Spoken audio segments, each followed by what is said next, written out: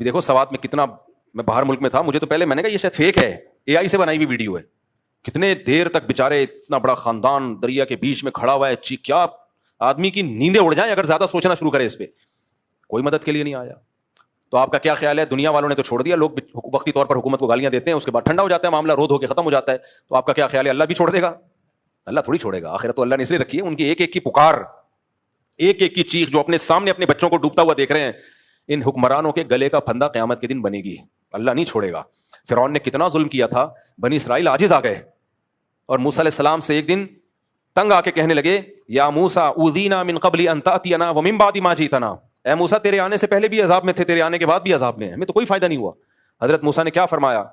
یا قوم استعینوا باللہ واصبروا, اللہ سے مدد طلب کرو, صبر کرو. اور قرآن کیا کہتا ہے؟ لا تحسبن اللہ غافلا عما یعمل الظالمون, ظالم کیا کر رہا ہے اللہ کو غافل مت سمجھو.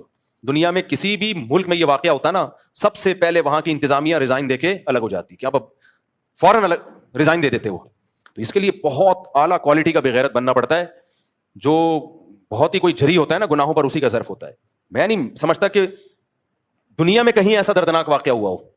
گھنٹوں کھڑے ہوئے ہیں, پکار رہے ہیں, چیخ رہے ہیں, بیٹی جا رہی ہے, سامنے بیٹا جا رہا ہے, پھر پانی میں ڈوب رہے ہیں, چیخ رہے ہیں بچاؤ, کوئی انتظام ہی نہیں ہے. یہ تو سب چیزیں پہلے سے, جس کے ہاتھ میں بھی حکومت آتی ہے, انتظام آتا ہے, وہ تو پہلے سے یہ سب چیزیں سوچ کے رکھتا ہے. فوری حادثہ ہو جاتا ہے, ہم کہتے ہیں یار ان کو نہیں پتا چلے, بہت زیادہ بے حسی ہے. میں نے تو ایک دفعہ ویڈیو دیکھی, اس کے بعد میں نے کہا بھائی یہ سوائے نیندیں رات کو اڑنے کے اور کچھ بھی حاصل نہیں ہوگا, جانے والے تو چلے گئے. تو اللہ کی ایک آیت تسلی دیتی ہے بس ہمیں, وَلَا تَحْسَبَنَّ اللَّهَ غَافِلًا عَمَّا يَعْمَلُ الظَّالِمُونَ. ایتھیس پتہ ہے کیا کہتے ہیں؟ دنیا میں اتنا ظلم ہوتا ہے تو خدا اگر ہے تو اس ظلم کو ختم کیوں نہیں کرتا؟ یہ جو ملحد لوگ ہیں نا, خدا کے منکر ہیں, بہت دلیلیں دیتے ہیں, اتنا کچھ دنیا میں لوگ بھوک سے مر رہے ہیں, اتنا کچھ ہو رہا ہے, تو خدا کہاں ہے؟ ایک طرف وہ کہتا ہے میں ماؤں سے زیادہ پیار کرتا ہوں, دوسری طرف وہ خاموش بیٹھا ہے. تو ہم ایتھیس سے کہتے ہیں کہ تمہیں لگتا ہے وہ خاموش نہیں ہے, وہ پکار کے اس نے اپنی کتاب میں کہہ دیا لا تحسبن اللہ غافلا عما یعمل الظالمون. ایسے ہی تسلی دیتی ہے نا یہ آیت.